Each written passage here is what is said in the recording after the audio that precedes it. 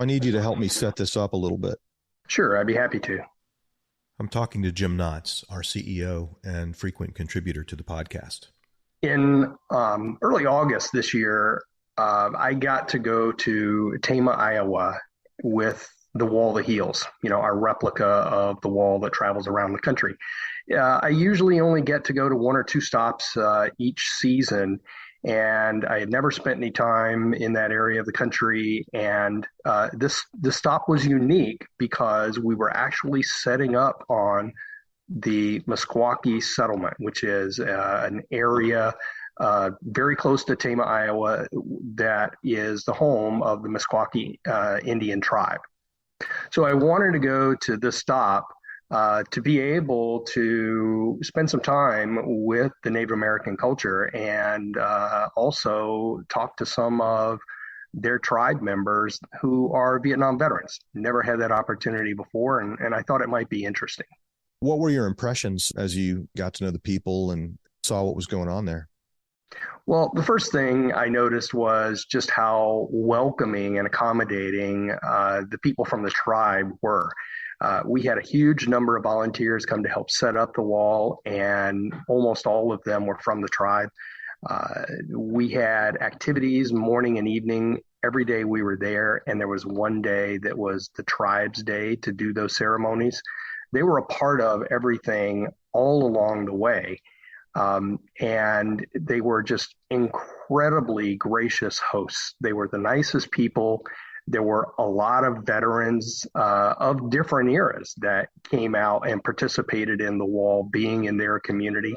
And they just seemed so thankful that we were there and we chose to bring the Wall of Heels to their tribal lands. Yeah, and while you were there, we gave you sort of an additional assignment, which was to try and capture some audio that we might use in a future episode about Native Americans who served in Vietnam. And I think you talked to, what, 4 or 5 people and recorded interviews? I did, yeah. I asked Dixie Capeu, who is one of the tribe members, and she is a leader among the veterans groups there. And I asked her if she could introduce me to one or two Vietnam veterans who might be willing to just sit down and have a chat like this. It's one of those things where you just sometimes you get lucky, right? Sometimes you hit the record button and magic happens. Alex is amazing. He's kind of slight of build, but I'd be hard pressed to find someone I've met who is quite as intense. He has amazing stories of things he did and places he went. His experiences were amazing. But I always felt whenever he answered a question that there was a whole lot more he could say, but he probably shouldn't. When I heard the interview with Alex Walker Jr., I just thought, I don't want to wait and fold this into a larger episode about Native American service in Vietnam. This story kind of stands on its own. He exemplifies, the larger warrior ethos, which also is something that is part of his cultural heritage. So it absolutely is just an amazing story. I think he is an amazing person. Who really went to great strides to do his best while he was serving his country. He wanted to be the best soldier he could be and in the most dangerous places. And that's one of the things that is, I think, most interesting about Alex Walker's story is just the personal code I think he adopted of he wanted to be in the craziest places that soldiers were needed, and he was going to be in front. He says he was trained as a combat engineer, but he really acted as an infantryman, which is much more likely to have direct combat. So his experience is a bit unusual, and I've never talked to anyone that had this kind of experience. I think it's a great interview. I thank you for capturing it. So I think now all that's left to do is share it with our listeners. Let's hear Alex. Stick around.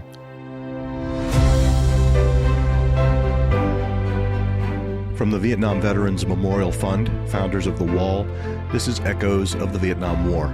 I'm your host, Michael Crone, bringing you stories of service, sacrifice, and healing from people who still feel the impact of that conflict nearly 50 years later.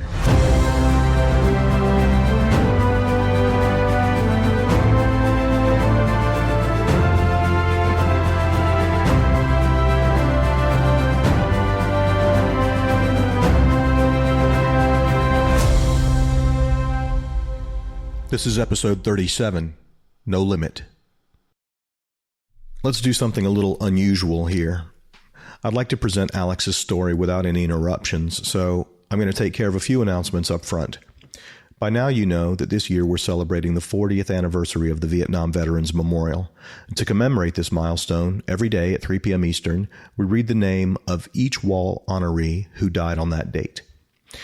This is in addition to the live in-person reading of the names that will be held in Washington, D.C., beginning on November 7th. You can visit vvmf.org/ROTN for more information about the daily virtual reading of the names and about the in-person event. And we know not everyone can travel to Washington, D.C. to visit the memorial. That's why VVMF created The Wall That Heals, an exact replica of the wall at 3/4 scale that travels to communities all across America. The Wall That Heals and the mobile education center that travels with it will be in Methuen, Massachusetts, September 29 through October 2, and Sayre, Pennsylvania, October 6 through 9. To see the rest of this year's tour schedule and to learn how you can bring the Wall That Heals to your town, visit vvmf.org. For 40 years, VVMF has led the way to help heal our nation, remember those who gave all, and honor all who served. Our new legacy endowment will ensure that we can continue honoring Vietnam veterans for the next 40 years and beyond. We launched the Legacy Endowment with a $500,000 matching gift campaign, the Legacy Challenge. Each new outright gift or gift established through a will will be matched up to 50% with a maximum of $50,000 matched per gift. All qualifying gifts established or newly identified before November 12th of this year are eligible for the match. Learn more about that at vvmf.org/legacy. And one last thing before I introduce you to Alex Walker Jr. His account does contain one instance of mildly salty language, probably not a big deal for anyone who has spent time around military people, but it also contains some very graphic descriptions of combat fatalities that some folks will find upsetting. If you'd prefer not to hear them, we suggest skipping this episode.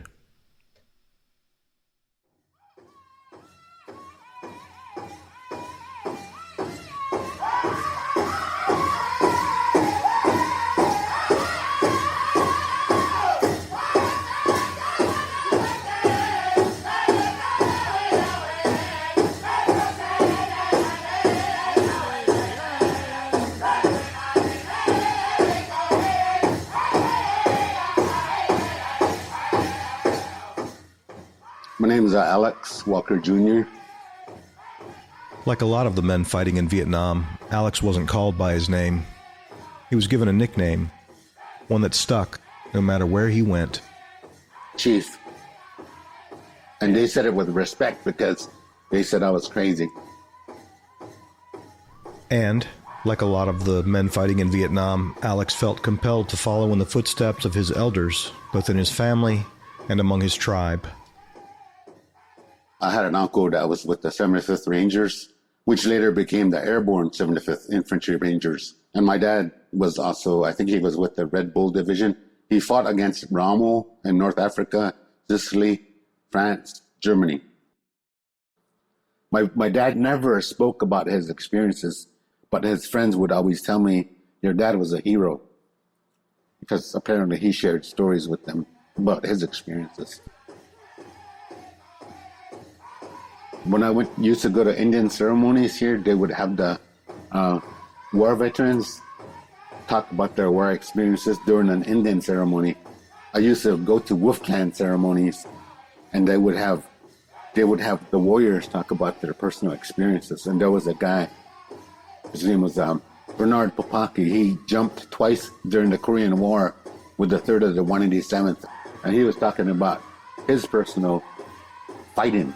You know, he said they ran out of ammo, and he killed a lot of people with his knife.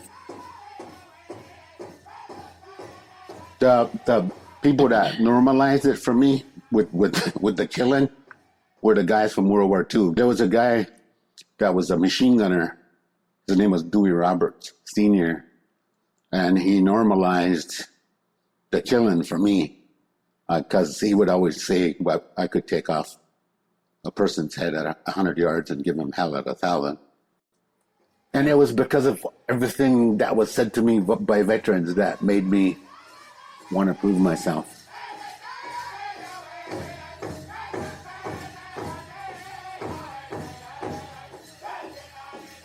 I got drafted out of high school, and nobody told me I could have gotten a student deferment. Nobody told me. So I ended up going. I went to basic training at Fort Bliss, Texas, El Paso, and then I took bivouac in White Sands, New Mexico.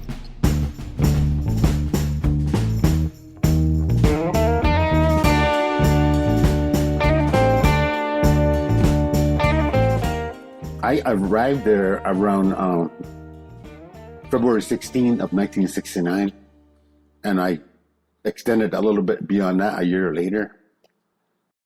My specialty was combat engineer, but while I was in Vietnam, I actually spent more time with infantry than any other occupation. I was out there 30 days at a time on combat operations, and we carried everything the infantry carried, which meant you carried 5 days worth of rations. You carried 200 to 300 extra rounds of M60 for the M60 gunner. You carried all your water. But like I was saying, most of the time I was out with either the 1st or the 327 Airborne Infantry or 50 Deuce Airborne Infantry, 1st or 2nd, and then 501st Airborne Infantry, and then 3rd of the 187th and the 506. So I served with a lot of different infantry units. We were at I Corps, and Camp Eagle was at by Fubai. 2nd Brigade was north of LZ Sally was north of the imperial city of Hue, and farther north toward the DMZ was 3rd Brigade, Camp Evans. I went as far south as Da Nang all the way to the DMZ. I could see into North Vietnam. I also was with Recon, 50 Deuce Recon, and a lot of the times the guy commanding us told us, back there at that landmark we passed, we're now in Laos. Super hostile territory. I mean, it's all hostile. That was along the Ho Chi Minh Trail coming out of North Vietnam. They kind of bypassed the DMZ, and then it followed the contours of the enemy's mountains.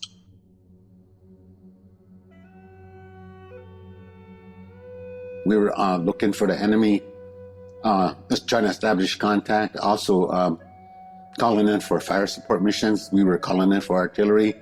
Sometimes if we ran into a big enough unit, they'd call in for, I don't know how fast they could respond, but sometimes you could call in for arc light missions, and those were B-52 airstrikes. I saw those. When they're landing close by, everything shakes. Even if you're back at base camp, which might be 20 miles away from the Ashaw, 20 to 30 or 40 miles is 1st, 2nd, and 3rd Brigade base camps. And even if you were back at base camp, like this structure would be shaken. The ground would be shaken because those are 500 to 1,000 pound bombs that they're dropping.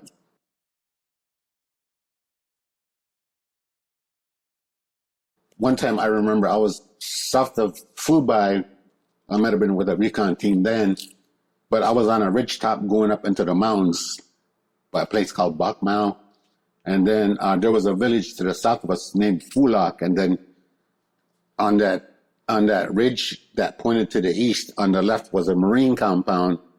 And on the right, we had airborne infantry out on ambush. They both had action going on at the same time. So it was kind of, in a way, it's kind of cool to see the fireworks, because it's like in the old days, you could buy up like 500 on 2 strings, black hats, set them off. That's what a firefight sounds like. But the Marines were also getting hit, and they responded with 50 calibers.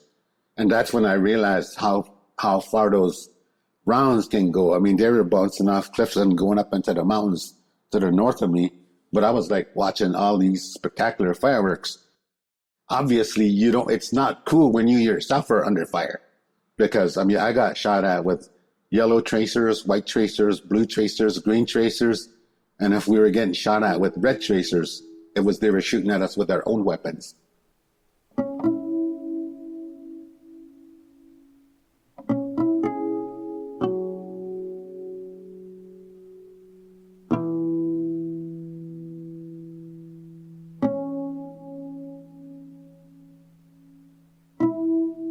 I've seen all the different war movies, and I've seen some stuff that's actually more terrifying and more unbelievable than what you see. Sometimes we'd be like security for a fire support base in the Ashaw, right along the Laotian border, and I think I might have been on either Whip or Lash, one of our fire support bases that supported the 101st Airborne. And I remember when I was there, sometimes we'd have incoming and you'd be picking up body parts. The guys that were picking up body parts, like were picking them up in sandbags. And I remember I was cleaning my M60 machine gun at one point when we had incoming, and like the concertina was right in front of me, probably 15, 20 feet. And I don't know what the hell it was. I think it must have been a lung or something, but it was like it was the internal part of somebody, and it landed right in front of me, and it was like dropping blood. And then that must have been the heaviest part, and then like later on, the other part of the flesh and bones started hitting me. So the heaviest parts land first, like arms or legs.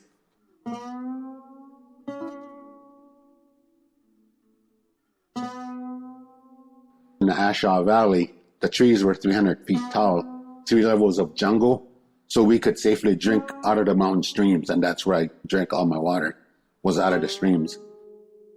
At one point on an NDP, which is a night defensive position, we killed 2 really big black panthers, and we were always running into tigers, and those were even monstrous in size. Like way bigger. I also had to constantly watch out for poisonous. There was one snake so poisonous, they called it the Asian two-step. It bites you. And I had guys that were friends of mine that observed those things. They said the guy started foaming at the mouth and just keeled over, dead, in 2 steps. And that's why it was called the Asian two-step.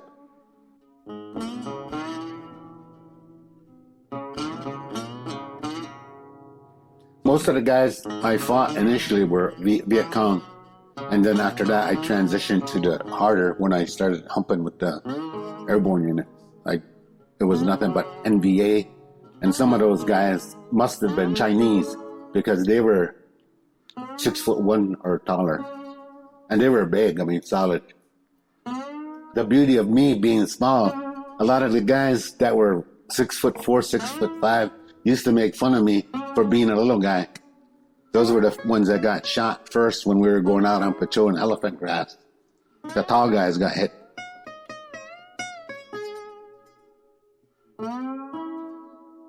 I was in the same AO as the Marines, so any place where the Marines were is where I was. And I saw a lot of people that got killed at a place called Quang Tri.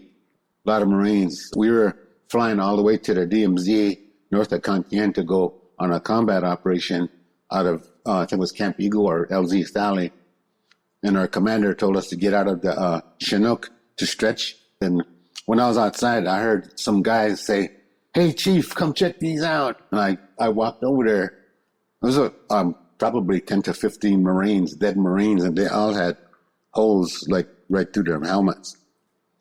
Those, I forgot what they were called, Dragunov sniper rifles. That's what they were using. I think it was like 7.62. They had bigger rounds, and we were shooting at them with 5.56. So a lot of their weapons were actually superior to ours. They threw a whole bunch of stuff at us. They would shoot mortars too. Mortars all the time. And then if you were out in the open toward the DMZ, which is the Piedmont, it's single canopy, they're shooting at you with 106 recoilless rifles or 105 recoilless rifles. And when those things flash, the rounds already hit where you're at. Those were the fastest weapons I encountered. And then in the ashram, when we were out making contact, they had 40-pound claymores. So they could take out our helicopters if one of our either ranger teams or long-range recon patrol teams or even regular recon, if they were getting extracted, they would set those off and kill most of the guys that were getting extracted, and plus blow the helicopter out of the air. And so we had 50 caliber machine guns. They had 51 caliber machine guns. We had light anti-tank weapons. They had B-40 rockets. They had RPG-7s, RPG-8s. And those could easily destroy any of our tracked vehicles. They blew apart our tanks, our APCs, our 8-inchers that were on track. And I don't remember which RPG it was, but it could go through 8 feet of sandbags before exploding.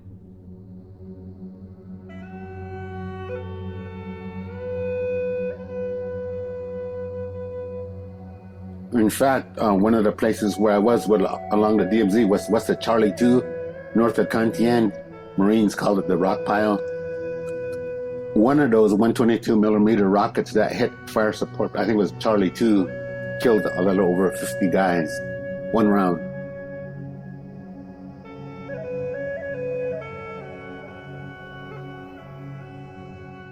We had bird dogs, and we were in constant communication with them. If we made contact during the day, he'd already be saying, mark your front with your Willie Peter M79. We'd mark where the enemy was, and then he would shoot his rockets, and as soon as he was on target, the RTO would tell him, you're on target, and the bird dog would say, I've got 3 fast movers coming in. And it was almost within 5 minutes, we had napalm coming in. You could smell the burning flesh. Crispy critters is what we call them.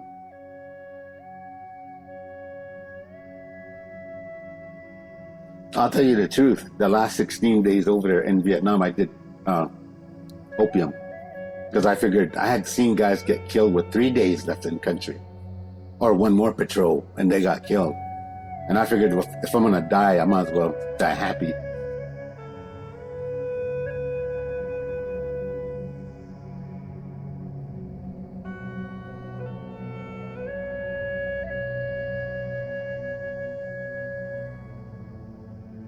It's instinct that tells you what you can do and what you can't do. And at that point, I knew I had to leave that behind, just as I was leaving Vietnam behind.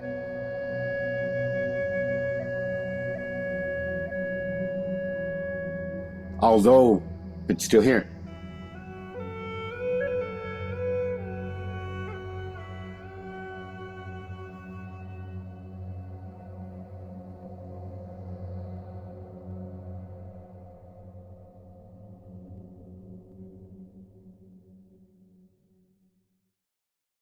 You didn't want to mess with me when I first came back, because I could still kill somebody. I got spat at, and I got called a baby killer at SeaTac. I mean, never shot any babies. After getting my orders at Fort Lewis, from there I went to Minneapolis, and then I caught a Frontier Airways to Waterloo, Iowa. And I got a guy that saw all my things with me, and he said, "Did you just come back from Vietnam?" And I had one of my bottles left, and I said, "Yeah." He said, "Wow." He said, if you're back from Vietnam," he said, "if you're celebrating," he said, I'll drink with you." So I popped that open, and he was drunk by the time he dropped me off. I don't know whatever happened to him. When I came back, I went back to high school, and the teachers were all scared of me because they, coming back from a place like Vietnam, they obviously think you're like violent or prone to doing crazy shit. Pardon my French. After that, I went to University of Northern Iowa at Cedar Falls. I got a teaching degree there. Then I went to University of Iowa as a Regents transfer student.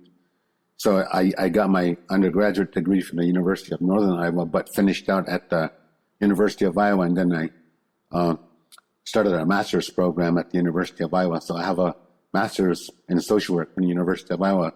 Then while I was there, I also was able to teach interpretation of literature because I was in a PhD program under the rubric of American Studies.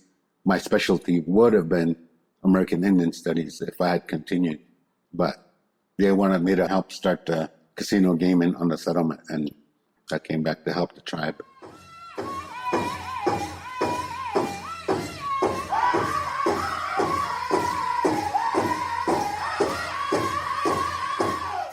I had a friend about a month ago ask me, does it seem like such a long time ago, so far away?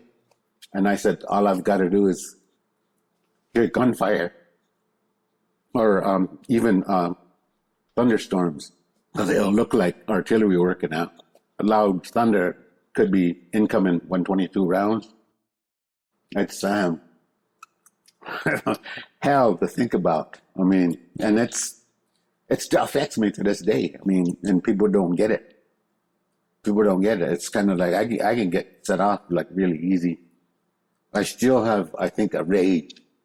A lot of the guys that I knew either drank themselves to death or they committed suicide. And I'm talking about even tribal members from here. What boggles my mind is that, and this is probably not politically correct, but I was just wondering, why is it we had to go to war? I mean, for me, it's, personally for me, it made me, I think I would have gone crazy if I hadn't gone. Because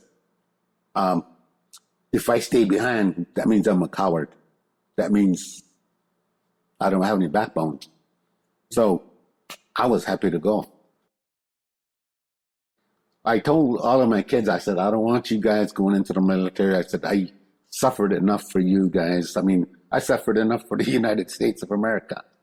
And I think what I did was, I think, above and beyond what most people did. I mean, obviously there's always the heroes. I knew guys personally that killed hundreds of our enemy. I knew them personally.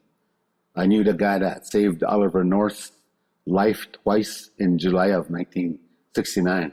He was a 6'4" Creek and Potawatomi machine gunner from Kelvin, Oklahoma. And his name was Randall Herod. He's a really good-looking American Indian Marine, United States Marine. He got put in for a Navy Cross when he saved Oliver North's life twice in one night, southwest of Cantian. I knew the guy. I knew a lot of guys that were squad leaders and special forces, even Navy SEALs that were American Indian.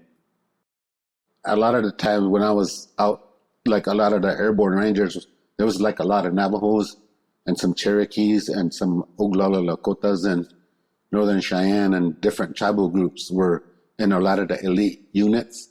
And a lot of the times on point, they had American Indians or guys from Kentucky. They call them ridge runners because they were good. They grew up hunting and, hunting, fishing. So they were like similar to the Native Americans. I grew up killing a lot of animals. And I mean, I think that was a prelude or a segue into actually hunting people for me. I'm still kind of like gung-ho. I kind of like the idea of maybe getting killed. It's like what they used to say, like with the special forces. You're not so much alive as when you're on the verge of death, of getting killed. So it was kind of like adrenaline for me. It was testosterone. It was all the different emotions and chemicals surging in your system. That, I mean, like I kind of liked the sound of gunfire, and I was like attracted to it. I mean, like I like the idea of contact because it does make you feel alive. I mean, it's adrenaline. There's several terms for all the different chemicals that you experience. Dopamine, when you're excited and it's like you're so alive. It's like, it's kind of crazy.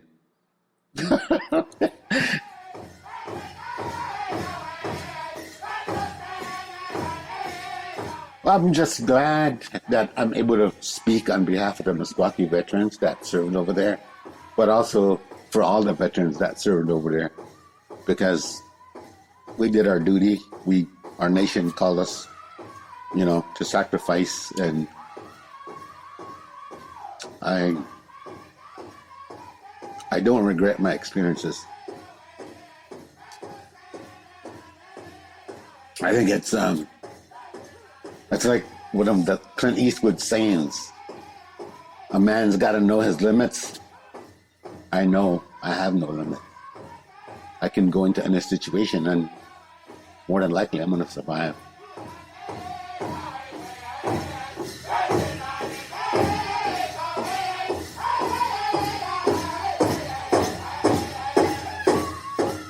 We'll be back in 2 weeks with more stories of service, sacrifice, and healing. See you then.